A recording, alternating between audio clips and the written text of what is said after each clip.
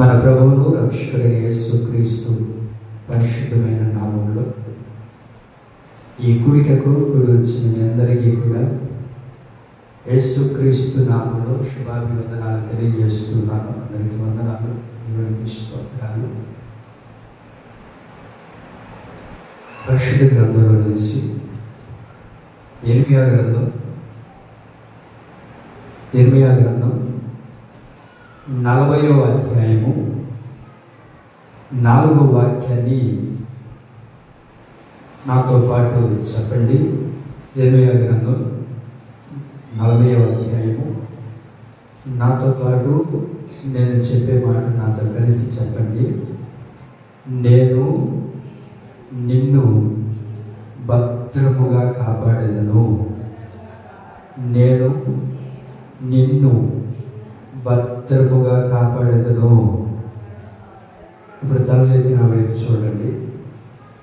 ఆకాశమందున ఆసీనుడైన దేవుడు, సకల ఆశీర్వాదాలకు కారణభూతుడైన వాడు, మాట ఇచ్చి నెరవేర్చగలిగిన వాడు, పూజార్హుడైన దేవుడు ఈ మాట ఇర్మియాతో సెలవిస్తూ ఉన్నారు. అక్కడ చెప్తున్న మాట, మనం చదివిన మాట, నేను నిన్ను భద్రముగా కాపాడేదనని దేవుడు చెప్తూ ఉన్నారు. అయితే దేవుడు ప్రియులారా, ఈ వాక్యాన్ని విశ్వసించిన మన జీవితాల్లో యేసయ్య అంటారు, నేను నిన్ను భద్రముగా కాపాడుతాను, నేను నిన్ను భద్రముగా కాపాడుతాను అని దేవుడు మనతో మాట్లాడుతూ ఉన్నారు. అయితే దేవుడు ప్రియులారా, మీరు ఒకసారి గమనించండి, ఆలోచన చేయండి. అప్పటికనే వయసు వచ్చింది, వివాహ సమయం వచ్చింది, తల్లిదండ్రులు చక్కటి ఒక పెళ్లి కుమారుని వెతికి, ఇతడైతే నా కుమార్తెను చాలా చక్కగా చూసుకుంటాడు అని నమ్మి ఆ తల్లిదండ్రులు ఒక అయ్య చేతిలో పెడతారు.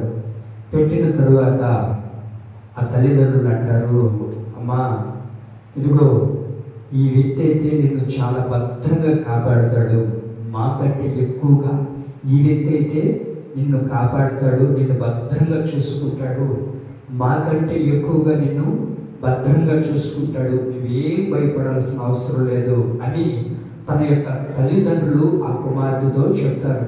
చెప్పిన తర్వాత ఇంకా ఆ తల్లిదండ్రులను విడిచిన ఆ వ్యక్తి, ఆ స్త్రీ ఇంకా ఆలోచిస్తుంటుంది, ఇంకా నాకేముందులే, నా భర్త నన్ను సురక్షితంగా చూసుకుంటాడు, నా భర్త నన్ను సస్యశ్యామలంగా కాపాడుతాడు, ఇంకా ఆయన భద్రతలో నేను ఉండగలుగుతాను, నా తల్లిదండ్రుల దగ్గర నేను ఎంత భద్రంగా కాపాడబడ్డానో అంతకంటే ఎక్కువగా నా భర్త దగ్గర నేను భద్రముగా కాపాడుతానని ఆ భర్తను నమ్మి, ఆ వ్యక్తిని నమ్మి, ఆ భర్తను వివాహం చేసుకున్న కొద్ది దినాలకే కట్టుకున్న భర్తే కాలయవుడుగా మార్చబడి, బిడ్డలకు భద్రత లేక, కట్టుకున్న భార్యకు భద్రత లేక, అయిన పోయిన వారికి భద్రత లేక, అలాంటి పరిస్థితుల్లో ఆ వ్యక్తి జీవిస్తూ ఉన్నప్పుడు భర్తను కాదని వేరొక ప్రాంతంలోనైనా నేను అక్కడికి వెళితే భద్రంగా ఉంటానులే, నా బంధువుల దగ్గరికి వెళ్తేనన్నా భద్రంగా ఉంటానులే అని ఆ స్త్రీ అక్కడికి వెళ్ళినా సరే, ఆ వ్యక్తి అక్కడికి వెళ్ళినా అక్కడ కూడా వస్తాడు. అక్కడికి వచ్చినా కూడా ఏమంటుంది, అయ్యా నా తల్లిదండ్రులు ఎంతగానో నీ మీద నమ్మకం వచ్చి నువ్వేదో భద్రంగా నన్ను కాపాడుతావని నీ చేతిలో నన్ను పెడితే, ఇంటి దగ్గర కూడా నాకు భద్రత లేదు, ఇంట్లో కూడా నాకు భద్రత లేకపోగా, నీకు తెలియని ప్రాంతంలో నేను ఎక్కడన్నా భద్రంగా ఉంటానని ఇక్కడికి వచ్చినా సరే నా ప్రాణాలు తోడేస్తున్నావు, నన్ను చిత్రహింసలు చేస్తున్నావు, నా బ్రతికేదే నేను బ్రతుకుదామని అనుకుంటే నన్ను ఊరకనే నీవు బ్రతకనీయట్లేదు, నీ భద్రతకు కాదని, నీవు నన్ను భద్రంగా చూసుకోలేవని, నీవు నన్ను భద్రంగా కాపాడలేవని, నీ మీద నేను నమ్మకాన్ని పోగొట్టుకొని వేరే దగ్గర నేను జీవిస్తుంటే ఇక్కడికి కూడా వచ్చి నన్ను చిత్రహింసలు పెడుతున్నావే, నా బిడ్డలను కూడా బాధ పెడుతున్నావే, నీ సంరక్షితుల్లో నేను ఉన్నంతకాలం నేను భద్రంగా బ్రతకలేను, ఆ భద్రంగా చూసుకుంటున్నావు అన్న నమ్మకం నాలో పోయింది అని అనుకున్న ఎంతో మంది యొక్క జీవితాన్ని మనం చూస్తూ ఉన్నాం, మన కళ్ళారా చూస్తూ ఉన్నాం, మన చెవులారా వింటూ ఉన్నాం. అయితే మనం ఆరాధిస్తున్న దేవుడు వీటన్నిటిని గుర్తెరిగిన వాడు అన్న మాట ఏంటయ్యా అంటే, నేను మిమ్మల్ని భద్రముగా కాపాడుతాను. ఒకవేళ నీ భర్త అయినా సరే, నీ భార్య అయినా సరే, నీ కడుపును పుట్టిన పిల్లలైనా సరే, నిన్ను ఒకవేళ భద్రముగా చూసుకోలేకపోవచ్చు, నిన్ను భద్రముగా కాపాడుకోలేకపోవచ్చు. ఎవరి మీద అయితే నీవు నమ్మకం ఉంచుకొని వీరు నన్ను భద్రంగా కాపాడుతారులే, వీరైతే నన్ను సురక్షితంగా చూసుకోగలుగుతారులే అనుకున్న మనుషులే మనకు ఒకవేళ మన జీవితాన్ని తారుమారు చేసి మనకు భద్రత లేకుండా చేస్తూ ఉన్నారేమో. యేసయ్య అంటారు ఈ రాత్రి, నేను నిన్ను భద్రముగా కాపాడుతాను, నేను నిన్ను భద్రముగా కాపాడుతాను, నువ్వు దిగులు చెందాల్సిన అవసరం లేదు. మనం అనేక పరిస్థితుల్లో ఆలోచిస్తాం, ఎవరు ఉన్నా లేకపోయినా నా భర్త దగ్గర నేను ఉంటే ఆ నీడలో నేను భద్రంగా బ్రతుకుతానులే. మరి కొంతమంది అనుకుంటారు, నా బిడ్డల దగ్గర ఉంటే భద్రంగా బ్రతుకుతానులే. కానీ ఎవరు కూడా మనకు భద్రత కాదండి, ఎవరు కూడా మనకు భద్రతను ఇవ్వలేరు. కానీ వాక్యం ఉంటుంది, దేవుడు మాత్రమే మనల్ని భద్రముగా కాపాడేవాడు. చాలామంది ఫోన్ చేసి మాట్లాడతారు, ఏమ్మా నువ్వు భద్రంగానే ఉన్నావా? ఒక 200-300 కిలోమీటర్లో చాలా దూర ప్రాంతంలో ఉన్న బిడ్డలు అడుగుతారు కదా, ఏమ్మా భద్రంగా ఉన్నావంటే, భద్రంగానే ఉన్నానయ్యా. ఆ భద్రత నీకు ఇచ్చింది ఎవరు అని అంటే, మనం ఆరాధిస్తూ ప్రార్థన చేస్తూ ఆయన పాదాల దగ్గర గోచారుతున్న యేసుక్రీస్తు ప్రభువు వారే మనకు భద్రతను కలుగజేసిన వాడు. కనుక ఎవరు మనల్ని భద్రంగా చూసుకున్నా చూసుకోలేకపోయినా దేవుడు మాత్రం మనల్ని భద్రంగా చూసుకోగలుగుతాడండి. కనుక మనం చదువుకుంటూ వస్తూ ఉన్నాం, అనేక పర్యాలు మనం చదువుకుంటాము కదా. దేవుడు అంటారు, ఎలా కాపాడుతావని అంటే, ఒక పక్షి తన పిల్లలను ఎలాగైతే కాపాడుతూ ఉంటుందో అలాగున్న దేవుడు మనల్ని భద్రముగా కాపాడుతాడండి. ఎలా కాపాడుతాడంట? భద్రముగా కాపాడుతాడంట. ఎప్పుడు కూడా దేవుడు అనేక పర్యాయాలు మన పరిస్థితులు బట్టి మనము భద్రతల నుంచి బయటకు వెళ్ళిపోతామే, కానీ దేవుడు ఎప్పుడు కూడా ఆయన భద్రతలో నుంచి మనకు భద్రత లేకుండా ఎప్పుడు కూడా దేవుడు మనకు చేయడు. మనం చూడగలుగుతాం, ఆదాము హవ్వని కానీ మనం గమనించగలిగితే ఆ ఏదేను తోటలో ఉన్నంత కాలము వారు ఒక భద్రతలో దాచబడ్డారు కదా. ఎంత క్షేమంగా ఉండిందో వారి యొక్క జీవితం, ఎంత భద్రతలో దాచబడ్డారో కదా.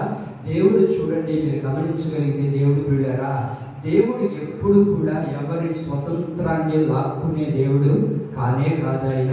దేవుడు నీకు స్వతంత్రాన్ని ఇవ్వగలిగిన దేవుడు. ఏదేను వనంలో ఉన్న ఆదాము హవ్వల్ని మనం గమనించగలిగితే అక్కడ దేవుడు వారితో చెప్పారు, అయ్యా ఇక్కడ మీరు తినిన ప్రతి ఫలాన్ని కూడా మీరు తినచ్చు, ప్రతి ఫలాన్ని కూడా మీరు భుజించవచ్చు.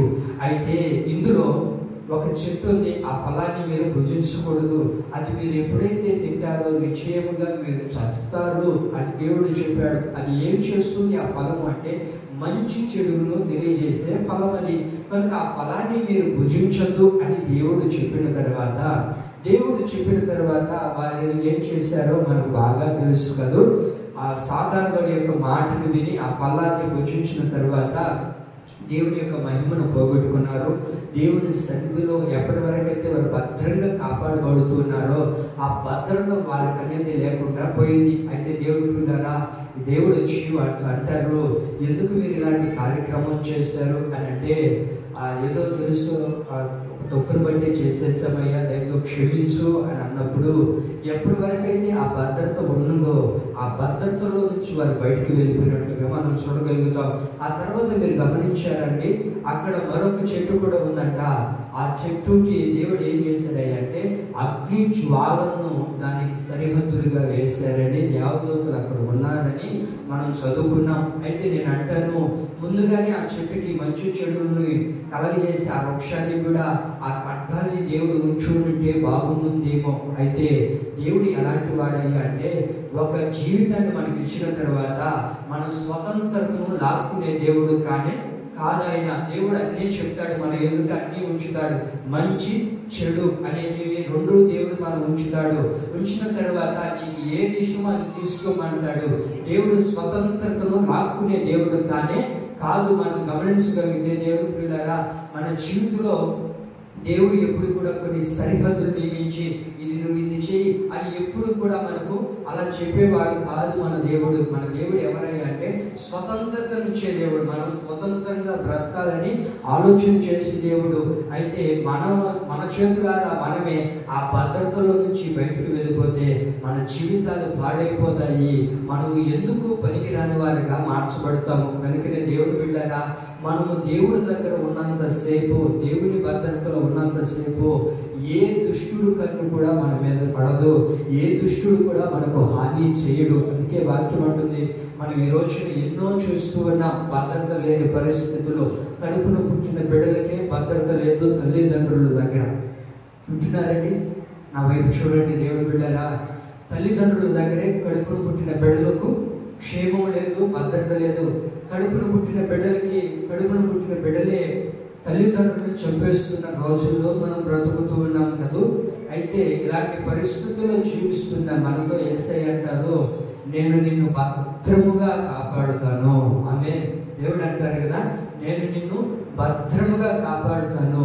నువ్వు ఎక్కడ ఎలాంటి పరిస్థితుల్లో ఉన్నా, ఒకవేళ అందరూ నీకు దూరం అయిపోయి ఒంటరి పరిస్థితుల్లో నీవు ఉన్నా సరే, ఈ వాక్యం వింటున్న నా దేవుని బిడ్డలారా, నా యేసయ్య నిన్ను భద్రముగా కాపాడబోతూ ఉన్నాడు. ఆమేన్.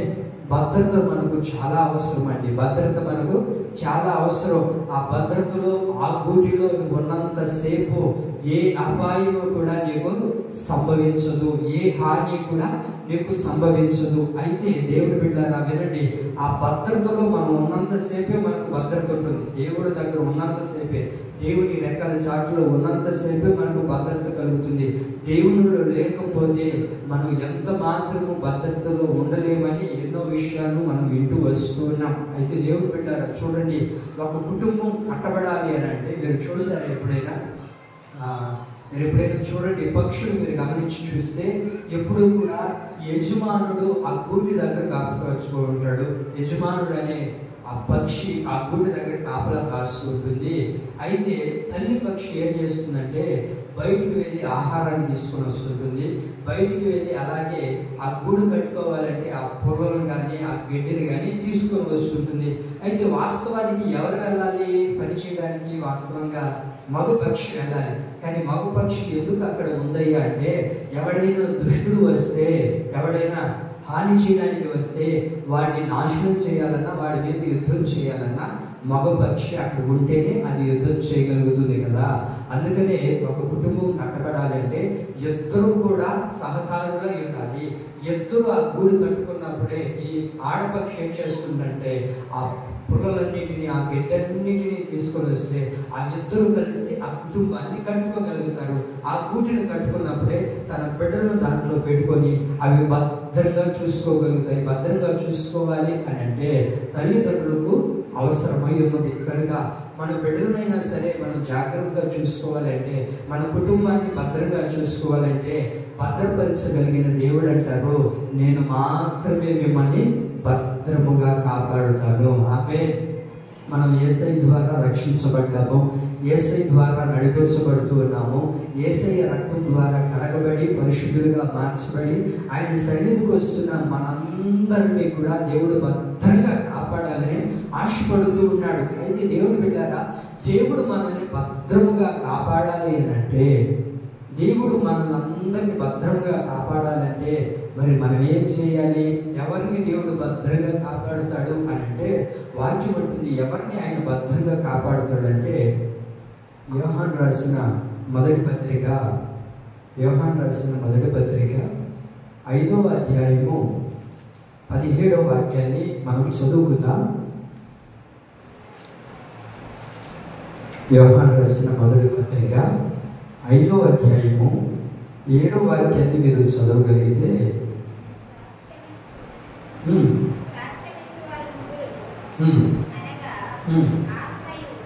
క్షమించాలి, 17వ వాక్యం చదవమా. 17వ వాక్యం, సకల దుర్నీతియు పాపము అయితే,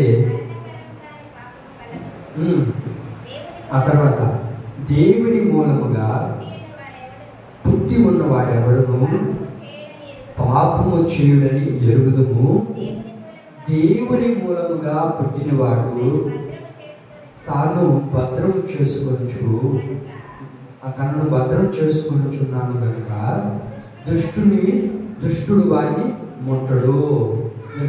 మీరు గమనించారు అక్కడ ఏమని రాయబడింది? ఎవరైతే దేవుని మూలముగా పుట్టబడి ఉంటారో, అంటే దేవుని మూలంగా ఎవరైతే పుడతారో వారిని దేవుడు ఏం చేస్తాడంటే భద్రముగా కాపాడతాడంట. ఎందుకు కాపాడుతున్నావు ప్రభువా అని అంటే, వారు నా ద్వారా పుట్టారు, నా మూలంగా వారు పుట్టారు కనుక వారిని నేను భద్రముగా కాపాడుతాను అని దేవుడు చెప్తూ ఉన్నారట. అయితే ఆ తర్వాత వాక్యాన్ని మీరు చూడండి, ఆయన భద్రముగా కాపాడింది ఎందుకయ్యా అంటే దుష్టుడు వాడిని ముట్టకుండా ఉండడానికి. చెప్పండి, ఎందుకంటే దేవుడు భద్రంగా కాపాడేది? అందరు చెప్పాలి. ఎందుకు దేవుడు మనల్ని భద్రంగా కాపాడుతున్నాడంటే దుష్టుడు మనల్ని ముట్టకూడదని. ఎందుకంటే దుష్టుడు మనల్ని ముట్టకూడదని దేవుడు మనల్ని ఏం చేస్తున్నాడు అంటే భద్రముగా కాపాడుతున్నాడంట. మరి దేవుడు ఎవరిని భద్రంగా కాపాడుతాడు అని అంటే వాక్యం అంటుంది, ఎవరైతే దేవుని మూలంగా పుడతారో. ఎవరైతే దేవుని మూలముగా పుడతారో వారిని దేవుడు భద్రముగా కాపాడుతాడంట. ఎందుకు భద్రంగా కాపాడుతున్నావయ్యా అంటే ఆయన దుష్టుడి నుంచి కాపాడడానికి. దుష్టుడు ఆ వ్యక్తిని ముట్టలేడు. వింటున్నారండి? సాతానుగాడు మనల్ని ముట్టలేడు. ఎందుకు సాతానుగాడు ముట్టలేడు అని అంటే మనల్ని దేవుడు ఏం చేస్తాడయ్యా అంటే భద్రపరిచి ఉన్నాడు. ఎందుకు భద్రపరిచి ఉన్నాడంటే మనము దేవుని మూలముగా పుట్టిన వారమే. చెప్పండి, ఎవరు మనము? దేవుని మూలంగా పుట్టిన వారమే. దేవుని మూలంగా ఎలా పుట్టాము అని అంటే వాక్యం ఉంటుంది, దేవుని మూలంగా పుట్టినవాడు పాపము చేయడు. విన్నారండి? దేవుని మూలంగా ఎలా పుట్టాము అని అంటే పాపము చేయకుండా ఉండే ప్రతి వ్యక్తి కూడా దేవుని మూలంగా పుట్టేవాడే. ఒకవేళ ఇంకా నీవు పాపం చేస్తూ, పాపానికి అడుగులేస్తూ, పాపం కొరకు పరుగులెడుతూ, ఇంకా నేను దేవుని బిడ్డనే, దేవుడే నన్ను రక్షించాడని చాలా మంది పేరుకి చెప్పుకుంటూ పాపం చేస్తుంటే వాడు దేవుని మూలంగా పుట్టినవాడు కాదు. దేవుని మూలంగా పుట్టినవాడు కాదు. వాక్యం అంటుంది, పాపము చేయని వాడు దేవుని మూలంగా పుట్టాడు. దేవుని మూలంగా పుట్టిన వాడిని నేను భద్రంగా కాపాడుతాను. భద్రంగా కాపాడే వాడిని దేవుడు ఏం చేస్తాడయ్య అంటే దుష్టుడు ముట్టనీయకుండా కాపాడుతాడు. ఈ మాట గుర్తుపెట్టుకోండి. మీకు అర్థమవుతుందా? పాపము చేయని వాడు దేవుడి మూలంగా పుడతాడు. దేవుడి మూలంగా పుట్టిన వాడిని దేవుడు భద్రంగా కాపాడుతాడు. దేవుడు ఎవరినైతే భద్రంగా కాపాడుతాడో దుష్టుడు వాడిని ముట్టడు. మీకు అర్థమైందా? దేవుడి మూలంగా మనం పుట్టాము అనడానికి రుజువు ఏంటంటే వాడు పాపం చేయడు. బాప్తిస్మం పొందుకొని యేసు రక్తం చేత కడగబడి ఎవరైతే పరిశుద్ధులుగా మార్చబడి ప్రభు బల్లారాధనలో చేయివేస్తూ దేవుని సన్నిధికి నడిపించబడుతూ దేవుని కొరకు బ్రతుకుతూ నిష్టగా ప్రతిష్ట కలిగి జీవిస్తూ ఉంటారో వారందరూ కూడా దేవుని మూలంగా పుట్టినవారు. నేను దేవుని మూలంగా పుట్టానండి అని అనుకుంటూ ఇంకా ఒకవేళ పాపం చేస్తూ పాప బ్రతుకులని నడిపించబడుతుంటే దేవుని యొక్క భద్రతలో నుంచి నువ్వు బయటికి వెళ్ళిపోతావు. వెళ్ళిపోతే ఏం కలుగుతున్నాయి అంటే దుష్టుడు నిన్ను వెంటాడుతాడు, దుష్టుడు నిన్ను పాడు చేస్తాడు, దుష్టుడు నిన్ను నాశనం చేస్తాడు. దుష్టుడు వేసే ప్రతి ఊపిలో ప్రతి వలలో కూడా మనం పడిపోతాం. ఎందుకయ్యా అంటే దేవునికి విరుద్ధమైన కార్యాన్ని, దేవునికి విరుద్ధమైన పాపాన్ని మనం చేసాం కనుక. మీరు గమనించండి, దేవుని మూలంగా పుట్టినవాడు పాపం చేయడు. ఇది మీరు గుర్తుపెట్టుకోండి. ఒక విశ్వాస అయినా ఒక ఆత్మీయుడైనా ఒకవేళ పాపం చేస్తున్నాడు అంటే వాడు దేవుడికి దూరం అయిపోయాడు, వాడు దేవుని మూలంగా పుట్టలేదని. చాలా మంది చెప్తారు, మా బిడ్డలందరూ దేవుని నమ్ముకున్నామండి, మేమందరూ కూడా యేసు ప్రభు బిడ్డలమేనండి పేరుకు చెప్పుకుంటారే కానీ వాళ్ళు ఎవరయ్యా ఒకవేళ పాపం చేస్తుంటే వారు దేవుని మూలంగా పుట్టినవారు కాదని వాక్యం అంటుంది. దేవుని మూలంగా పుట్టినవాడు పాపం చేయడు. మొట్టమొదటిగా పాపం చేయడు. పాపము చేయకుండా ఉంటే దేవుడు వాడిని భద్రంగా కాపాడుతాడు. భద్రంగా కాపాడితే దేవుడు ఏం చేస్తాడు అంటే దుష్టుడు వాడిని ముట్టనీయకుండా దేవుడు ఏం చేస్తాడు? చెప్పండి, దేవుడు ఏం చేస్తాడు? కాపాడుతాడు. మీరు బైబిల్లో ఎరుగుతారు కదా, ఆ రోజు ఒకే ఒక రోజు రానే ఉంది. ఒకరోజు రానే ఉందండి. ఆ రోజు వచ్చిన తర్వాత ఆ దేశంలో ఒక శాసనం మొదలైంది. శాసనం మొదలైన తర్వాత ఫరో అంటారు, ఈ దేశంలో ఒక్క పురుషుడు కూడా పుట్టకూడదు, రాకూడదు, ఉండకూడదు. ఎవరైతే పురుషులు పుడతారో వారందరినీ కూడా చంపేయండి అని ఎవరు చెప్పారంటే మంత్రశానికి చెప్పారు. ఎందుకంటే వాళ్ళే కదా పురుడు పోసేది, వాళ్ళే కదా వాళ్ళని డెలివరీ చేసేది వాళ్ళే కాబట్టి వాళ్ళకి చెప్పిన తర్వాత వాళ్ళందరూ కలిసి ఎక్కడెక్కడైతే ఉంటూ ఉన్నారో జాగ్రత్తగా చాలా వాళ్ళు కూడా ప్రార్థన పూర్వకంగా ఉండేవాళ్ళు. అయితే దేవుడు బిడ్డారా, ఒక ఆమె ఒక బిడ్డని కనిందండి. ఒక ఆమె ఒక కుమారుని, ఒక చక్కటి సుందరమైన ఒక కుమారుని కనిందండి. ఆ కుమారుని కనిన తర్వాత ఎవరు ఇప్పుడు ఆ ప్రసవాన్ని చేయించింది? మంత్రసానులు ప్రసవాన్ని చేసిన తర్వాత వీళ్ళు కూడా ఒకవైపు భయపడిపోతూనే ఉన్నారు. కానీ మొత్తానికి బిడ్డ పుట్టిన తర్వాత నేను అంటాను, ఎక్కడైతే బిడ్డ పుడతారో అక్కడ బిడ్డ పుట్టిన తర్వాత ఏడవరండి, ఏడుస్తారు కదా. ఆ కేక వినబడింది అనుకో, బయటకు ఇంటికి వినబడుతుందా లేదా? ఈరోజు అంటే బిల్డింగులు ఉన్నాయి, ఆ రోజు బిల్డింగులు ఉండేవి, అన్ని పాకలే లేకపోతే చెక్కలతో కట్టి నీళ్ళు రకరకాలుగా ఉండేటివి కాదు.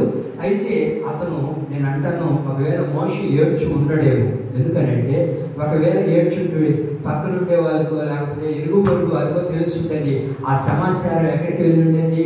రాజు దగ్గరికి వెళ్ళి ఉండేది. రాజా నువ్వు చేసిన శాసనాన్ని వాళ్ళు ఏం చేశారు? ధిక్కరించారు, ఒక మగ పిల్లోడు పుట్టాడు అని చెప్పుండొచ్చేమో కదా. అయితే మొత్తానికి మోషే ఏడవలేదండి. ఏడవకుండానే దేవుడు చాలా భద్రంగా కాపాడుతూ వచ్చాడంట. అక్కడి నుంచి మీరు గమనిస్తే చూడండి, కొద్ది నెలలైన తర్వాత ఆ బిడ్డను ఏం చేసింది? వాళ్ళక్క ఒక బుట్టలో పెట్టి, ఆ బుట్టను తయారు చేసి ఆ బుట్టలో పెట్టి నీటిలో వదిలేది. నేను అంటాను, నీటిలో వదిలిన తర్వాత ఎక్కడో ఒకటి మునిగిపోయి ఉండొచ్చు. ఆ బుట్టలోనికి నీళ్లు రాకుండా ఉండుంటాయా? వచ్చి ఉంటాయి. కానీ ఆమెకున్న విశ్వాసం ఏంటంటే, ఈ బిడ్డ ఎవరి మూలంగా పుట్టాడు అని అంటే దేవుని మూలంగా పుట్టాడు. ఆయన ఎక్కడికి వెళ్ళాడో తెలుసా? వెళ్ళకూడని దగ్గరికే వెళ్ళాడు, చెక్కకూడని ప్రజలకే చెప్పాడు. మొత్తానికి మీరు చూడండి, ఆ పుట్ట ఎవరికి దొరికిందంటే, ఎవరికి దొరికింది? అమ్మగారికి దొరికింది. పెద్దమ్మగారికి దొరికిన తర్వాత ఆమె ఏం చేసింది? ఆ బిడ్డను చూసిన తర్వాత చాలా సౌందర్యంగా ఉన్నాడంట, చాలా చక్కగా ఉన్నాడంట. ఆమె కూడా చెప్పాలన్న మనస్సు రాలేదు. అయితే ఎవరైతే శాస్త్రం చెప్పారో ఆ ఇంటిలోనికే వెళ్ళేటట్లుగా దేవుడు తీసుకొని పోయాడు. ఆమె ఆ ఇంట్లోనే తీసుకొని పోయాడు. ఆ ఇంట్లోనే పెరిగాడు, ఆ ఇంట్లోనే ఆటలాడుకుంటున్నాడు, ఆ ఇంట్లోనే అన్నీ చేస్తున్నాడు. అయితే ఫరో కదా ఆ శాసనాన్ని తీసుకొని వచ్చింది. కానీ ఏ దుష్టుడైతే మగపిల్లలందరినీ చంపాలనుకున్నాడో అదే ఇంటిలో ఉండేటట్లుగా మోషేని తీసుకుని వెళ్ళాడు. వాక్యం అంటుంది, పాపము చేయని వాడిని నేనేం చేస్తాను? భద్రంగా కాపాడుతాను. ఎందుకు భద్రంగా కాపాడుతున్నావా అంటే, వాడిని దుష్టుడు ముట్టడు. చూడండి, ఇప్పుడు ఫరో యొక్క ఇంటిలోనికి వెళ్ళిన తర్వాత మోషేని ఎవరైనా చంపగలుగుతారా? మోషేని ఏమన్నా చేయగలుగుతారా? ఏ దుష్టుడైతే శాస్త్రాన్ని చెప్పాడో, ఎవరైతే చంపమని చెప్పాడో అతని చేతుల్లోనే పెట్టేటట్లుగా, అతని ఇంట్లోనే నివసించేటట్లుగా దేవుడు చేసిన కార్యాలు అలాగుంటాయండి. ఒకవేళ నీ మీద ఏ దుష్టుడైతే నిన్ను కాళ్ళెత్తి దువ్వుతూ నిన్ను చంపాలనో, లేకపోతే నిన్ను నాశనం చేయాలి, నిన్ను పాడు చేయాలి, నీ కుటుంబాన్ని చిన్న విందరగా చేసి ప్రజల మధ్యలో నవ్వులు పాలు చేయాలని ఒకవేళ ఏ మనుషులైనా అనుకుంటూ ఉంటే నువ్వు బాధపడద్దు. ఆ మనుషులు ఎదుటే దేవుడు నిన్ను గొప్ప చేయడం ప్రారంభిస్తాడు. అదే కదా మనం చదువుకున్నామంట. దేవుడు భద్రంగా కాపాడితే దేవుడు ఏం చేస్తాడో తెలుసా? దుష్టుడు మనల్ని ముట్టనీయకుండా దేవుడు కాపాడుతాడు. ఈ వాక్యము, ఈ మాట కరెక్ట్గా సరిపోయింది కదా మోషేకి. దేవుడు పాపము చేయకుండా ఎవరైతే నా మూలంగా పుడతారో వారిని నేను భద్రంగా కాపాడుతాను. కాపాడిన తర్వాత నేనేం చేస్తాను? వాడిని దుష్టుడు ముట్టనీయకుండా వాడిని నేను కాపాడుతాను. దేవుడు బిడ్డలారా వినండి, దేవుని కొరకు నువ్వు పాపం చేయకుండా, దేవుని కొరకు నువ్వు ఒక ప్రతిష్ట చేసుకొని, దేవుని కొరకు నువ్వు బ్రతకగలిగితే, దేవుని కొరకు నువ్వు నిష్టగా జీవించగలిగితే దేవుడు నిన్నైనా నన్నైనా భద్రముగా కాపాడుతాడు. దేవుడు ఏం చేస్తాడు? భద్రముగా కాపాడుతాడు. మోషేని ఏం చేస్తాడు మనం చూసాం కదా. ఇంతవరకు దేవుడు మనతో మాట్లాడాడు. మోషేని చూడండి, మోషేకి ఏ హాని తలపెట్టక, ఏ ఇబ్బంది రాకుండా అంత జాగ్రత్తగా దేవుడు భద్రంగా కాపాడుతూ అక్కడికే తీసుకుని వెళ్ళి ఏ దుష్టుడు కూడా అతన్ని ముట్టనీయకుండా దేవుడు రాజ్యంలోనికే, ఆ రాజుపాటలోనికే తీసుకొని వెళ్ళాడు. చూడండి బిడ్డలారా, కారణం ఏంటంటే మోషే ఎందుకు పుట్టాడయ్యా అంటే ఇశ్రాయేలు ప్రజల్ని విడిపించడానికి, ఇశ్రాయేలు ప్రజలకు ఒక నాయకుడిగా ఉండాలని దేవుడు మోషేను పుట్టించాడు. ఆమె నువ్వు సామాన్యమైన వ్యక్తి కాదు. ఇక్కడ కూర్చొని ఉండే వ్యక్తులు ఎవరైనా సరే, అది నీవైనా నేనైనా వీళ్ళైనా సరే, మనం మందుల్లో కూర్చొని ఉన్నామంటే సామాన్యమైన వ్యక్తులు కాదు. మనం అనుకుంటాం, నేను ఎవరికి పనికి రావట్లేదు, నేను ఎవరికి ఉపయోగం లేదు, ఎందుకు నా బ్రతుకు ఎందుకు. చాలామంది అంటారు, వీళ్ళు ఒక్క బతుకుతుంది, నేను బతుకుతున్నాను, నా బతుకు ఎందుకు, నాకు సాగు రావట్లేదు, అందరూ చేస్తున్నారే అని అనుకుంటూ ఉంటారు. ఎవరు అంటే దేవుడు పెట్టి అనుకుంటుంటారు. కొన్నిసార్లు ఆ బాధ అలా తోస్తూ ఉంటుంది, ఆ హృదయాన్ని అలా నలిపేస్తున్నప్పుడు, ఆ హృదయాన్ని బాధ పెట్టేటప్పుడు చాలామంది ఇదే మాట్లాడతారండి, ఎందుకండి ఈ బ్రతుకు బ్రతకడం, నాకు చావు రావట్లేదే, అందరూ చచ్చిపోతున్నారే, నాకెప్పుడు చావు వస్తుంది అన్ని రకరకాలుగా అనుకుంటూ ఉంటారు. దేవుడు పెట్టలేదు. కానీ దేవుడు నిన్ను ఎందుకు పుట్టించాడో తెలుసా? నిన్ను ఒక గొప్ప వ్యక్తిగా దేవుడు మార్చాలని. ఆమేన్. మనము సామాన్యులు కాదు, అర్థమవుతుందండి, మనం సామాన్యులు కాదు. దేవుడు మనల్ని పిలుచుకున్నది ఎందుకో తెలుసా? దేవుడు మనల్ని ఒక ఉన్నతమైన స్థితిలో వచ్చడానికి. ఆమేన్. ఒకవేళ ఇప్పుడు నీకు లేకపోవచ్చు. చాలా మంది చూడండి, ఆ చిన్ననాటి నుంచి వాళ్ళ బిడ్డల కొరకు చాలా వైరాగ్యం కలిగి ప్రార్థన చేస్తూ ఉంటారు. ఆ బిడ్డలు పుట్టినప్పటి నుంచి చాలా, నా బిడ్డలు ప్రభు ఆశీర్వదించబడాలి, దీవించబడాలి, సస్యశ్యామలంగా బ్రతకాలి, సుఖ సంతోషాలతో ఉండాలని చిన్ననాటి నుంచి ప్రార్థన చేస్తూ, ప్రార్థనతోనే ఆ బిడ్డల్ని జీవిస్తూ నడిపిస్తూ ఉంటారా? ఒక వయసు వచ్చిన తర్వాత, యవ్వన ప్రాయం వచ్చిన తర్వాత ఆ బిడ్డలు ఏదో ఒక తప్పు చేసినప్పుడు, లేకపోతే ఏదో వినకూడని ఒక మాటకు ధిక్కరించి చేయకూడని పాపం చేసి నిన్ను కాదని దూరం వెళ్ళిపోయిన తర్వాత నువ్వు బాధపడుతూ ఉంటావు. ఎన్ని రోజుల నుంచి నా బిడ్డల కొరకు నేను ప్రార్థన చేస్తున్నాను కదా, ఎన్నో దినాల నుంచి నా భర్త కొరకు నేను ప్రార్థన చేస్తున్నాను కదా, కానీ దేవుడు ఎందుకు ఇలా చేశాడు? నా ప్రార్థనకు జవాబు రాలేదే, నా ప్రార్థనకు ఎందుకు కార్యం జరగలేదు, నా ప్రార్థన ఎందుకు దేవుడు వినట్లేదు, నా బిడ్డలు ఎందుకు ఇలా పాడైపోయారు, నా భర్త ఎందుకు మందిరానికి రావట్లేదు, నా కుటుంబం ఎందుకు మారట్లేదు, నా భర్త ఎందుకు ఇంకా మారు మనసు పొందట్లేదు అని ఒకవేళ నువ్వు రకరకాల మనస్తత్వంతో నిలబడి ఉన్నావేమో, నీ ప్రార్థన దేవుడు వినలేదని కృంగిపోతూ ఉన్నావేమో, నీ ప్రార్థనకు జవాబు రావట్లేదని నువ్వు ఆలోచన చేస్తూ ఉన్నావేమో, యేసయ్య అంటారు, ఆ ప్రార్థన ఒక రోజున ప్రార్థనకు జవాబునిస్తాడు. అది నువ్వు ఎదురు చూసే సమయం ఉంది. ఆమేన్. ఆ ప్రార్థనకు దేవుడు ప్రతిఫలాన్ని ఇస్తాడు. ఆ ప్రార్థన జీవితంతో మనం నడిపించబడాలి. ఆమేన్. మనం సామాన్యులు కాదు. మోషే సామాన్యుడు అంటే లక్షలాది ప్రజల్ని నడిపించడానికి మోషే దేవుని చేత, దేవుని మూలంగా పుట్టబడిన వాడు గనక పాపమే తెలియనే కాదు. తన జీవితంలో దేవుడు చేసిన కార్యం ఏంటి అంటే అతన్ని భద్రముగా కాపాడి దేవుడు ఏం చేశాడంట? దుష్టుడి నుంచి కాపాడినట్లుగా మనం చూడగలుగుతున్నాం. దేవుడు బిడ్డలారా, దేవుడు మనల్ని కాపాడాలి, దుష్టుడి నుంచి మనల్ని తప్పించాలి అని అంటే వాక్యం అంటుంది, నీవు దేవుని మూలముగా పుట్టాలి. దేవుని మూలంగా పుట్టేవాడు ఎవరు అని అంటే పాపము చేయనివాడు.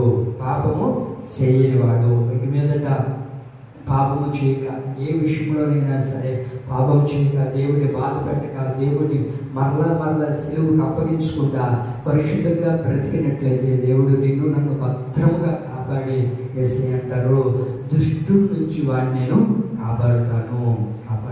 మోషే కాపాడిన అదే దేవుడు మనల్ని కూడా దుష్టుడు ముట్టనీయకుండా, దుష్టుడు మన దగ్గరికి రానివ్వక దేవుడు మనల్ని భద్రంగా కాపాడుతాడు. మరొక వ్యక్తిని నేను మీకు చెప్పేస్తాను, మీకు జ్ఞాపకం చేస్తాను. ఆయన పేరు శాంసన్. శాంసన్ మీకు తెలుసా? మన జీవితం కూడా శాంసన్ లాంటిదే. మన జీవితం కూడా శాంసన్ తెలుసా? సంసన్ లాంటిదే మన జీవితం కూడా. చాలామంది చెప్పండి, నాది శాంసన్ జీవితం కాదయ్యా అన్నవాళ్ళు ఎవరైనా ఉంటే తెలియదు, చేతులు చెప్పండి. నీకు అర్థమైందా నేను చెప్పింది? శాంసన్ యొక్క జీవితం తెలుసా? ఆయన స్థితిగతులు తెలుసా? సరే వినండి, శాంసన్ యొక్క జీవితంతో మనం పోల్చుకోగలిగితే మనకు సరైనదిగానే ఉంటుంది. ఎందుకంటే శాంసన్ యొక్క జీవితం మనకు సరిగ్గా సరిపోతుంది. ఒకవేళ కాదయ్యా శాంసన్ యొక్క జీవితంతో నేను పోల్చుకోలేను, శాంసన్ జీవితం ఏంటి, ఒక అపవిత్రుడు, చెడు కార్యక్రమం చేసినవాడు అని అన్నట్లయితే శాంసన్ యొక్క జీవితానికి నా జీవితానికి చాలా వ్యత్యాసం ఉంది. అసలు అతని యొక్క జీవితంతో నా జీవితం సరిపోదు, నేను పోల్చుకోలేను, ఆయన జీవితం నాకు కరెక్ట్ కాదయ్యా, ఆయన అంటే నాకు ఇష్టం లేదంటే మీరు అబద్ధం చెప్తున్నారని అర్థం. మీరు అబద్ధం చెప్తున్నారని అర్థం. ఎందుకంటే శాంసన్ని మనం గమనించగలిగితే దేవుడు ప్రత్యక్షమై ఆ తల్లితో అంటారు, అమ్మ నీ కడుపున ఒక కుమారుడు పుట్టబోతూ ఉన్నాడు, కనుక ఆ కుమారుడు బయటకు వచ్చేంత వరకు నువ్వు మద్యాన్ని ద్రాక్ష రసాన్ని త్రాగకూడదు, నువ్వు నిష్ఠగా బ్రతకాలి. ఆ బిడ్డ బయటకు వచ్చిన తర్వాత తన తల మీద కత్తి పెట్టకూడదు, ఆ వ్యక్తి చెడిపోయిన దానిలో ఏది కూడా తినకూడదు అని దేవుడు ఎన్నో నియమాలు పెట్టిన తర్వాత దేవుడి మూలంగా పుడతాడు.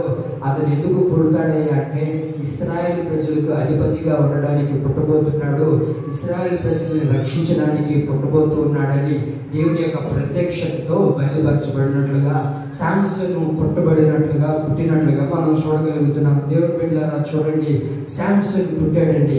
పుట్టిన తర్వాత అద్భుతమైన కార్యాన్ని ఆ తల్లిదండ్రులు చూశారు, చాలా చక్కగా పెంచుతూ వచ్చారు. అయితే ఒకానొక రోజు వచ్చింది, యవన ప్రాయం వచ్చిన తర్వాత ఎక్కడికో బయటికి వెళ్ళాడు. బయటికి వెళ్ళిన తర్వాత శాంసన్ యొక్క జీవితాన్ని మీకు చెప్తున్నాను. బయటికి వెళ్ళాడు, ఎక్కడో ఒక స్త్రీని చూసి వచ్చి లవ్లో పడ్డాడు, ప్రేమించాడు. తల్లిదండ్రుల దగ్గరకు వచ్చాడు, అమ్మా నాన్న నేను ఒక అమ్మాయిని ప్రేమించాను, బహు చక్కగా ఉంది, నా మనసుకు తోచింది, ఆ అమ్మాయిని పెళ్లి చేసుకుంటాను, నేను లవ్లో పడ్డాను అని అంటే, సరే మన ఊళ్ళో ఎవరు లేరా, మన ప్రజలు ఎవరు లేరా, ఇరుగు పొరుగు వారు లేరంటే అవన్నీ నాకు తెలియదు, ఎందుకు ఆ అమ్మాయి నాకు ఇష్టపడింది, ఆ అమ్మాయిని నేను పెళ్లి చేసుకుంటానని అన్నాడు. వెళ్ళాడు, తల్లిదండ్రులు తీసుకొని వెళ్ళాడు. అయితే వెళ్ళిన తర్వాత ఆ తల్లిదండ్రులు చూశారు, మొత్తానికి ఇష్టపడ్డాడు కదా. ఇష్టపడిన తర్వాత చూసుకొని వచ్చి ఇంటికి వచ్చిన తర్వాత ఎవరినైతే ఇష్టపడ్డారో ఆ అమ్మాయిని ఆ తోడు పెళ్లి కొడుకు తీసుకొని పోతారు కదా, ఆ తోడు పెళ్లి కొడుకు పెళ్లి చేసుకుంటాడు. ఆ తోడు పెళ్లి కొడుకు పెళ్లి చేసుకున్న తర్వాత ఆ కోపం వచ్చి ఏం చేస్తాడయ్యా అంటే అక్కడికి వెళ్ళి ఆ 300 నక్కలు పట్టుకొని అన్నిటికీ మంట పెట్టి ఊరినంతా కాల్చేస్తాడు. ఎందుకు కాల్చేవాడు అంటే నేను ప్రేమించిన అమ్మాయిని నాతో పాటు వచ్చిన తోడు పెళ్లి కొడుకు పెళ్లి చేసుకున్నాడు. ఆ కోపాన్ని బట్టి ఆ గ్రామాన్ని అంతటిని కూడా కాల్చేస్తాడు, ఆ పొలాన్నంతటిని కూడా కాల్చేస్తాడు. కాల్చేసిన తర్వాత మళ్ళా వేరే దగ్గరికి వెళ్తాడు, ఒక అమ్మాయిని లవ్ చేస్తాడు, ఒక వేషిని ప్రేమిస్తాడు. ప్రేమించి ఆమెతో శయనించి పాపం చేసిన తర్వాత ఆమె అంతటితో ఊరిపోయిందంటే అయ్యా నీ బలం ఎక్కడుందో చెప్పు అని అతని బలాన్ని కనుక్కొని తనని నున్నగా గుండు కొట్టి దేవుడికి దూరం చేసేసిన తర్వాత ఫిలిస్తీన్ల చేతులకు అప్పగిస్తుంది. ఫిలిస్తీన్ల చేతులకు అప్పగించిన తర్వాత ఫిలిస్తీన్లు అతనిని జైల్లో పెట్టి అతని కళ్ళు ఊడబెరికేసి తనని ఏం చేశారయ్యా అంటే అటుపక్క ఇటుపక్క 2 తాళ్ళు కట్టి అతని చేతులు వేలాడి ఆ స్తంభానికి వేలాడదీస్తారు. వేలాడదీసిన తర్వాత చివరిలో అంటాడు, ఆ తర్వాత పశ్చాత్తాపడతాడు, ప్రభువా నన్ను క్షమించు అన్నప్పుడు దేవుడు అతన్ని క్షమించి బలాన్ని అనుగ్రహించిన తర్వాత అక్కడున్న ప్రతి ప్రజలు కూడా తన బలం పొందుకున్న తర్వాత ప్రజలందరినీ చంపేసిన తర్వాత ఈయన కూడా చచ్చిపోతాడు. ఈయన చనిపోయిన తర్వాత తన తల్లిదండ్రులు తన బంధువులు వస్తారు. బంధువులు వచ్చి అతని శవాన్ని తీసుకుని వెళ్ళి తన తల్లిదండ్రులు ఎక్కడైతే చనిపోయినప్పుడు పాతి పెడతారో ఈ శాంసన్ కూడా అక్కడ పాతి పెడతారు. ఇది 3-4 అధ్యాయాలు. ఇప్పుడు శాంసన్ గురించి మీకు చెప్పేస్తాను, అర్థమైపోయిందా? పెద్దదేం లేదు, 20 సంవత్సరాలు అధిపతిగా ఇశ్రాయేలు ప్రజల్ని అధిపతిగా నియమించబడిన వాడే శాంసన్. మీకు అర్థమైందా? శాంసన్ యొక్క జీవితం ఎలా ఉందంటే ఎత్తు పల్లాలతో జరుగుతూ ఉంది. కదా. మీకు అర్థమైందా నేను చెప్పింది? మీరు అర్థమైందంటే నోటితో చెప్పండి అర్థమైంది, లేదంటే మళ్ళీ చెప్తాను. మీకు అర్థమైందా? శాంసన్ యొక్క జీవితం చాలా చిన్నది. ఎందుకంటే ఆ శాంసన్ యొక్క జీవితం ఎత్తు పల్లాలలాగా ఉంటుంది. ఎత్తు పల్లాలాగా ఆ ఆత్మీయ యొక్క జీవితాన్ని మనం చూడగలుగుతాం. ప్రతి ఒక్క ఆత్మీయ యొక్క జీవితం ఎలా ఉంటుందంటే సముద్రపు అలల్లాగా ఉంటుంది. అలలు ఎలా ఉంటాయి చెప్పండి? ఎత్తు పల్లాల్లాగా ఉంటుంది. అలాగే మీరు చూడండి, హార్ట్ బీట్ని ఎలా కనుక్కోగలుగుతాం అక్క? దాంట్లో ఉంటాయి కదా. గీతలు ఎలా ఉంటాయి? పైకి కిందకి ఉంటాయి. ఒక ఆత్మీయుడి జీవితం కూడా ఎలాంటిది అంటే కొన్నిసార్లు శ్రమలు వచ్చినప్పుడు పడుతుంటాడు, లేస్తుంటాడు. అందుకే మీకు చెప్పింది, శాంసన్ యొక్క జీవితం మనకు కరెక్ట్గా సరిపోతుంది. ఒకవేళ నాకు కరెక్ట్ కాదయ్యా, అంతటి పాపం చేసినాడు, ఇలాంటి అతిక్రమాలు చేసినాడు, నాకు సరిపోదంటే మనం అబద్ధం చెప్పిన వారం అవుతాం. ఎందుకంటే మన జీవితంలో కూడా అనేక అతిక్రమాలు చేసి మళ్ళా దేవుడి దగ్గరకు వచ్చేది అయితే నన్ను క్షమించు ప్రభా అనే వాళ్ళమే మనం కూడా. కనుక దేవుడు బిడ్డారా, దేవుని మూలంగా ఎందుకు ఈ మాట సంసన్ గురించి మీకు చెప్పానంటే, దేవుని మూలంగా పుట్టిన వాడిని దేవుడు ఎన్నడూ కూడా విడిచిపెట్టేవాడు కాదు. విన్నారండి? దేవుని మూలంగా మనం పుట్టిన తర్వాత దేవుడు మనల్ని ఓడమే విడిచిపెట్టడు. అనేక పర్యాయాలు ఆ భద్రతలో నుంచి, నేను అదే చెప్పింది, ఆ భద్రతలో నుంచి మనం బయటికి వెళ్ళిపోతామే కానీ దేవుడు ఎప్పుడు కూడా మనల్ని దూరం చేయడు, చేసుకోవడానికి కూడా దేవుడు ఇష్టపడడు. శాంసన్ ఎందుకయ్యా అంత భద్రతలో ఉన్న ఒక బలాఢ్యుడు కదా, ఈనాడు ఎందుకు ఇలా అయిపోయావంటే, నేనయ్యా నా విధేయతను బట్టి ఆ భద్రతలో నుంచి నేను బయటికి వచ్చేస్తాను, ఆ భద్రతలో నేను లేకుండా పోయాను. సరే మంచిదే. శాంసన్ని ఆ 2 చేతులు కట్టేసిన తర్వాత శాంసన్కి ఒక మంచి రోజు రానే వచ్చిందండి. శాంసన్కి ఒక మంచి రోజు రానే వచ్చింది. మీరు వాక్యాన్ని చదవండి, వాక్యంలో రాయబడి ఉంటుంది. వాక్యంలో రాయబడిన మాట ఏంటో తెలుసా? శాంసన్ యొక్క తలల మీద ఎంటికలు మొలిచెను. ఆమె శాంసన్ యొక్క తలల మీద ఏం చేయబడిందంట? ఒకసారి నవ్వండమ్మా. ఏం చేశారంట? తన యొక్క నెత్తి మీద ఎంటుకలు మొలిచాయంట. ఎంటుకలు మొలిచాయంటే ఇంక శాంసన్ వరకునే ఉంటాడా? ఎంటుకల్లోనే దాచబడింది అతని యొక్క బలం కదా. దేవుడు మరలా కృప చూపించి, మరలా తన పైన దయ చూపించి దేవుడు ఎంటుకలు మొలిపించేటట్లుగా చేశాడు. అంటాడు దేవుడి దగ్గర, ప్రభా నేను తప్పు చేశాను, నేను పాపం చేశాను, కనుక ఈ ఒక్కసారి నన్ను కనికరించి నాకు కానీ ఒక్కసారి మీ బలాన్ని ఇస్తే నేనేం చేస్తాను తెలుసా? ఈ ఫిలిస్తీన్లందరినీ చెప్పేస్తాను. దేవుడు కనికరించి ఒకరోజు మంచి రోజు వచ్చి నువ్వు అనుకోవచ్చు, నా జీవితంలో మంచి రోజు లేదయ్యా, నా జీవితంలో ఇంకెప్పుడు మంచి రోజు వస్తుందని. దుష్టుడు నిన్ను తాకనీయకుండా దేవుడు నీకు ఒక మంచి రోజుని ఇవ్వబోతున్నాడు. ఆమె మీరు చూడండి, శాంసన్ని దేవుడు ఆ మంచి రోజు వచ్చిన తర్వాత వాస్తవంగా అయితే ఫిలిస్తీన్ యొక్క చేతిలో చంపబడి ఉండాలి కదా. ఫిలిస్తీన్ యొక్క చేతిలో చంపబడి ఉండాలి. అక్కడే సమాధి అయిపోయి ఏం చేస్తుంటారో మొత్తానికి కదా. కానీ మీరు బైబిల్ చూడండి, శాంసను ఆ చనిపోయిన తర్వాత వారి యొక్క బంధువులు తీసుకొని వచ్చి, ఆ బంధువులు ఎక్కడికి ఆయన యొక్క సమాధిని తీసుకొని వెళ్ళారంటే, దేవుని భక్తులు ఎక్కడైతే పోడ్చబడ్డారో, ఎక్కడైతే ఉన్నారో అక్కడ శాంసను ఉన్నాడు. శాంసన్ పరలోకానికి వెళ్ళాడా, నరకానికి వెళ్ళాడా?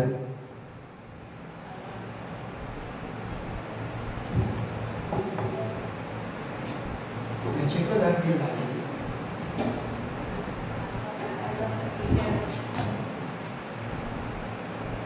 చెప్పండి. శాంసన్ పరలోకానికి వెళ్ళి ఉంటాడా, నరకానికి వెళ్ళి ఉంటాడా? పరలోకానికే వెళ్ళి ఉంటాడు. అందులో సందేహం పడబాకండి. ఎందుకంటే మీరు హెబ్రీ పత్రికలో చదవగలిగితే విశ్వాసుల యొక్క పట్టికలో ఎవరున్నారు? శాంసన్ ఎక్కబడ్డాడు. శాంసన్ యొక్క పేరు లెక్కించబడింది. కారణం ఏంటయ్యా అంటే చివరి క్షణంలో పశ్చాత్తాపడ్డాడు కదా. చివరి క్షణంలో పశ్చాత్తాపడ్డాడు. మన జీవితం ఎప్పుడు ముగించబడుతుందో తెలియదు, మన జీవితం ఎప్పుడు కాలగతంలో గడిచిపోతామో తెలియదు. కనుక శాంసన్ చివరి క్షణంలో దేవుడిని అడుగుతాడు, దేవా ఈ ఒక్కసారి నన్ను కనికరించండి. ఏదో నా విధేయతను బట్టి, నా అతిక్రమాన్ని బట్టి నీవు నన్ను పుట్టించావు, నీ మూలంగా నేను పుట్టాను, కానీ నీ భద్రతలో లేకుండా పోయానయ్యా. కానీ చివరి క్షణంలోనైనా సరే మీరు గమనించండి, శాంసన్ని ఒకవేళ బంధించుండొచ్చు, కళ్ళు పెరిగేసి ఉండొచ్చే కానీ ఆత్మను దుష్టుడు తాకలేకపోయాడు. నరకానికి ఆత్మను తీసుకోలేకపోయాడు దుష్టుడు. కారణం ఏంటంటే దేవుని భద్రతలోనికి తాను రాగలిగాడు. ఆమె అందుకనే విశ్వాస వీరుని యొక్క సమూహంలో తాను చేర్చబడ్డాడు, పరలోకానికి చేర్చబడ్డాడు.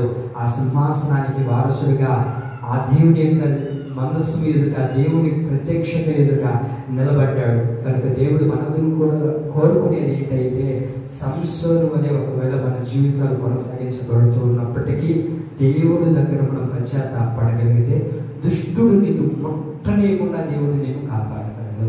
మీకు అర్థమవుతుందండి? దుష్టుడు ముట్టనీయకుండా దేవుడు నిన్ను కాపాడతాడు.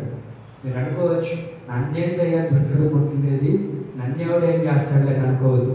ఎందుకంటే ఎప్పుడు ఎక్కడ ఏం జరుగుతుందో తెలియని పరిస్థితుల్లో మనం బ్రతుకుతున్నాం. మీరు ఇదివరకు ఎప్పుడైనా చూసారో లేదో నాకు తెలియదు, కానీ గత కొన్ని సంవత్సరాల క్రితం, ఎక్కువ రోజులు ఏం కాలేదు కానీ, మంచి ఉద్యోగం వస్తుంది. టీచర్స్, లెక్చర్స్ వాళ్ళు. మీరు విన్నారా? వార్తలు చూసారు? మదనపల్లిలో జరిగిన సంఘటన తెలుసా మీకు? తెలీదా? చూడలేదా? వినలేదా? వాళ్ళు ఎవరంటే చదువుకోకుండా ఉండే వాళ్ళేం కాదు, మంచి లెక్చరర్స్, చదువుకున్న వాళ్ళ కాలేజే వాళ్ళు. అయితే వాళ్ళు ఏం చేస్తారంటే, ఎవరో చెప్పిన మాటలు బట్టి వారికి 2 కుమార్తెలు ఉంటే ఆ 2 కుమార్తెలు ఏం చేశారు తెలుసా? చంపేశారు. ఎందుకు చంపేశారంటే, చంపేస్తారంట మరలా ఏదో ఆవరించి మరలా మా బిడ్డలు బ్రతుకుతారు అని ఎవరో ఏదో చెప్పారంట మొత్తానికి. ఏం చేశారు? ఎవరు చంపేశారు? ఎట్లా చెప్పారు చెప్పనా? ఇవి ఏవి కూడా లేకుండా తల్లిదండ్రులు, ఆడబిడ్డలు యవ్వనస్తులు, 2 ఆడబిడ్డలు యవ్వనస్తులు ఇవన్నీ తీసేసి వాళ్ళని కూర్చోబెట్టి అక్కడికక్కడే చంపేస్తారు. మీరు మళ్ళీ ఎప్పుడు ఇంటికి వెళ్ళిన తర్వాత మీరు కూడా ఇప్పుడు కూడా యూట్యూబ్లో అట్లాగే ఉన్నారు. మదనపల్లిలో టీచర్స్ వాళ్ళు మనం ఏమన్నా చదువుకోకుండా అనామకులు, అజ్ఞానులు అంటే కాదు, జ్ఞానం కలిగిన వారి భద్రతలో ఉండవలసిన తల్లిదండ్రులే బిడ్డలను ఏం చేశారు? చంపేశారు. ఎందుకు చంపేశారు అని అంటే, మరి అవిధేయత. సాతాను కూడా ఎప్పుడు ఎవరిని ఎట్లా నమ్ముతాడో తెలియని పరిస్థితి అండి. అసలు అది వింటే అంత ఘోరం. మీరు చూడండి, ఇంటికి వెళ్ళిన తర్వాత యూట్యూబ్లో అంత ఘోరం. అసలు అది వింటూ ఉంటేనే ఒళ్ళు అలాగే గగ్గులు పొరుస్తుంది. కారణం ఏంటి అంటే, భద్రత ఉండవలసిన తల్లిదండ్రులే బిడ్డల్ని వస్త్రాలు తీసేసి నగ్నంగా నిలబెట్టి చంపేశారండి. తల్లిదండ్రులే చంపేశారు. దుష్టుడు ఎప్పుడు ఎవరిని ఎలా ముడతాడో తెలియదు. ఒకవేళ ఎక్కడి నుంచి వస్తుందో అపాయం తెలియని పరిస్థితుల్లో మనం బ్రతుకుతున్నామని మీకు చెప్తున్నాను. కనుక దుష్టుడు నేను ముట్టనీయకుండా ఉండాలంటే దేవుని మూలంగా పుట్టబడి పాపము చేయకుండా ఉన్నవాడిని దేవుడు భద్రంగా కాపాడుతాడు. భద్రంగా కాపాడిన వాడిని దేవుడు ఏం చేస్తాడు తెలుసా? దుష్టుడు యొక్క కన్ను నీ మీద పడకుండా దేవుడు భద్రంగా కాపాడుతాడు. ఈనాడు పాపం విస్తరించబడిపోయింది. పాపము ప్రజల యొక్క హృదయాలు వెలయనాడబడుతుంది. ఎందుకు చంపేసావమ్మా? ఎందుకు చంపేసావు? ఇదివరకు ఒక చిన్న బిడ్డను చంపేశారు నెల్లూరులో. చంపేసి సైడ్ కాలువలో పడేసి పోలీస్ స్టేషన్కి వెళ్ళి నా బిడ్డ కనబడట్లేదని 3 రోజులు ఎదిగించింది పోలీసు వాళ్ళకి ఎందుకో డౌట్ వచ్చి చూస్తే ఆ సైడ్ కాలువలో పడేసింది బిడ్డని. చిన్న బిడ్డ, చాలా చక్కగా ఉంది బిడ్డ. ఎందుకు పడేసి ఏంటి అని వివరాలన్నీ తీస్తే ఎందుకు పడేసింది, ఎందుకు చంపేసిందో తెలుసా? అడ్డంగా ఉందంట.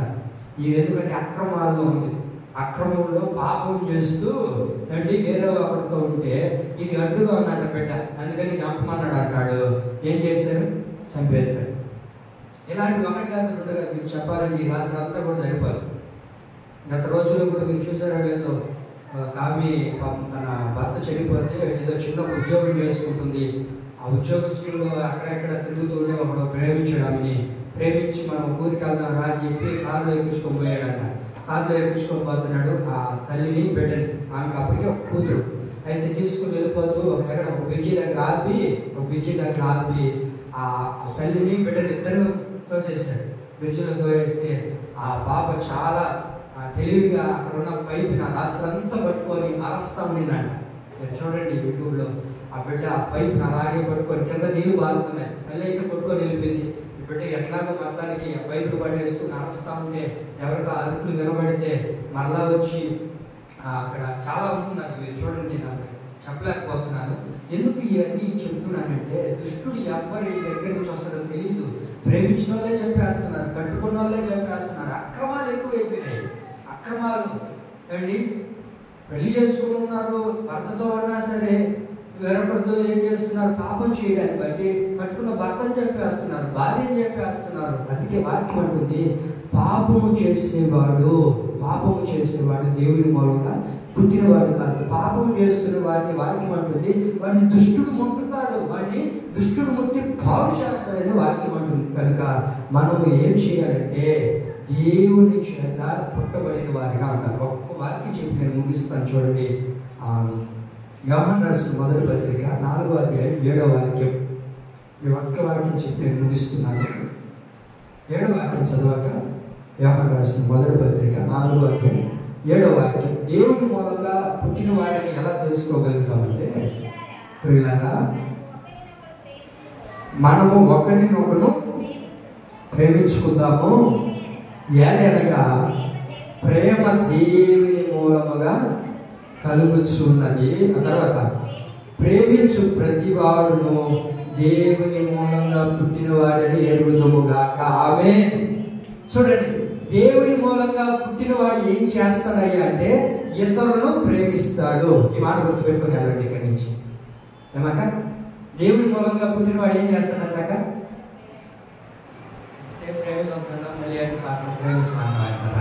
వాక్యం అంటుంది, ఒకరినొకడు ప్రేమించుకోనండి. విశ్వాసులు ఒకరినొకరు ఏం చేసుకోవాలి? కక్షలు పెట్టుకోండి. ఏం చేయాలా? లక్ష్మమ్మ అంటే మయూరమ్మ పడదు, మయూరమ్మ అంటే లక్ష్మమ్మ పడదు అని రాయబడుందా? వాక్యం ఏం చెప్తుంది? ఒకరినొకరు ప్రేమించుకోనండి. ఎందుకు ప్రేమించాలి అంటే ప్రేమించేవాడు దేవుని మూలముగా పుట్టినవాడు. ఆమె ఈ ఒక్క వాక్యం చాలు. మనం ప్రేమించే వాళ్ళు చూడండి, ప్రేమించే వాళ్ళు తిట్టుకుంటారా? ప్రేమించే వాళ్ళు గొడవలు వేసుకుంటారా? ప్రేమ ఉన్న చోట ఏముండదంట? గొడవలు ఉండవు, కక్షలు ఉండవు, విభేదాలు ఉండవు, చాడీలు ఉండవు. ఒకవేళ మీరు నన్ను ప్రేమిస్తుంటే, నిజం చెప్పండి, పాస్టర్ గారిని ప్రేమిస్తున్నాను, పాస్టర్ని ప్రేమిస్తుంటే గొడవ పెట్టుకోండి. పాస్టర్ గారిని ప్రేమిస్తుంటే చాడీ మాటలు చెప్పండి. పాస్టర్ గారిని ప్రేమిస్తుంటే, నేను అనేది పాస్టర్ని ప్రేమిస్తుంటే అక్కడ మాటలు ఇక్కడ చెప్పరు. పాస్టర్ గారి మీద చాడీలు చెప్పుకుంటా అట్లా ఇట్లా అంటారు. లక్ష్మమ్మని ప్రేమిస్తూ ఉన్నా అనుకోండి, లక్ష్మమ్మని మీద చాడీలు చెప్పుకుంటా మంచిదే కాదు, అట్లాంటి మనిషి, ఎట్లాంటి మనిషి అని చెప్పరు. ఎందుకంటే లక్ష్మమ్మని ఏం చేస్తున్నాము? చెప్పండి అమ్మా, నోరు తెరిచి చెప్పక ఏం చేస్తున్నాం? ప్రేమిస్తున్నాం నిజంగానే. వాక్యం అంటుంది, నేను అన్నట్లు వాక్యం ఏమంటుందో తెలుసా? దేవుని మూలంగా పుట్టినవాడు ప్రేమిస్తాడు. నువ్వు ప్రేమిస్తున్నావంటే దేవుని మూలంగా పుడుతున్నావని అర్థం. ఎవరు కక్షలతో ఉండవద్దు దయచేసి. ఎందుకంటే దేవుని రాకడ సమీపంగా ఉంది. ఆయన దగ్గరికి మనం వెళ్ళాలి కదా. యేసయ్య దగ్గర మనం నిలబడాలంటే మనం ఏం చేయాలి? ఒకరినొకరు ప్రేమించుకోవాలి. నాకు కూడా చాలా వస్తుంటాయి మాటలు, సేపడం నాకు వస్తుంటాయి. అయ్యా నిన్ను పలానా వాళ్ళు ఇట్లా అన్నారయ్యా, పలానా మనిషి ఇట్లా మాట్లాడినారయ్యా, సేపడన్నా మాట్లాడతారు, వస్తారు. అవి వచ్చిన తర్వాత మయూరమ్మ ఎంత నిందా నన్ను భాషను పట్టుకొని అని అనగాడు. నేనేం చేయాలి? మయూరమ్మని చెప్పడం ప్రేమించాలి. ప్రేమించినప్పుడు ఏం చేయబడుతుందని రాయబడిన వాక్యము చెప్పడమ్మా. నేనేం చేయబడతాను? దేవుడి మూలంగా పుట్టిన వాడిని. ఇప్పుడు దేవయ్య ఏదైనా ఒక మాట అన్నాడు అనుకోండి, నిన్ను నన్ను కానీ, అప్పుడు నేనేం చేయాలా? కక్ష పెట్టుకొని ఆయన మంచోడు అనుకున్నావా? అబ్బా ఆయన ఇంకా ఎక్కువలే, నేను చెప్పకూడదు కానీ అని అనకూడదు. ప్రేమించే వ్యక్తి ఏం చేస్తుందంటే, ఒకవేళ అవతల మనిషి నేను ప్రేమించకపోయినా నువ్వు ప్రేమించే వ్యక్తిగా ఉండాలి. కారణం ఏంటో తెలుసా? వాక్యం అంటుంది, వాడు దేవుని మూలంగా పుట్టినవాడు. ఇది చాలు మన జీవితానికి, ఇది ఒక్క చాలు. పర్లోకానికి వెళ్ళాలంటే ఏం కావాలక మైరమ్మ? ఈ మాట ఒక్క చాలు. ఒక్కరినొకరు ప్రేమించుకున్నాం. ప్రేమించబడిన వాడు ఏమంటుంది వాక్యం? వాడు దేవుని మూలంగా పుట్టినవాడు. నాకు బాగా తెలుసు, నా బిడ్డలు మీరు నన్ను చాలా ఎక్కువగా ప్రేమిస్తున్నారు, నేను కూడా మిమ్మల్ని ఎక్కువగా ప్రేమిస్తున్నాను. వాక్యం అదే అంటుంది, ఒకరినొకరు ప్రేమించుకోనండి. ప్రేమించుకునేవారు దేవుని మూలంగా పుట్టినవాడు. ఆమేన్. దేవుడి మూలంగా పుట్టితే దేవుడు మనం ఏం చేస్తాడంట? భద్రంగా కాపాడతాడంట. దేవుడు భద్రంగా కాపాడితే దుష్టుడు ఎక్కడి నుంచి వస్తాడో తెలియదు కదా, వాడి నుంచి నిన్ను కాపాడతాడు. అదే వాక్యం ఉంటుంది. భర్తలో నుంచి రావచ్చు, బిడ్డలో నుంచి రావచ్చు, మీరు పొరుగు వారి నుంచి రావచ్చు, ఎక్కడి నుంచైనా దుష్టుడు రావచ్చు. వాడు నిన్ను ముట్టలేకుండా నా దేవుడు నిన్ను కాపాడును గాక.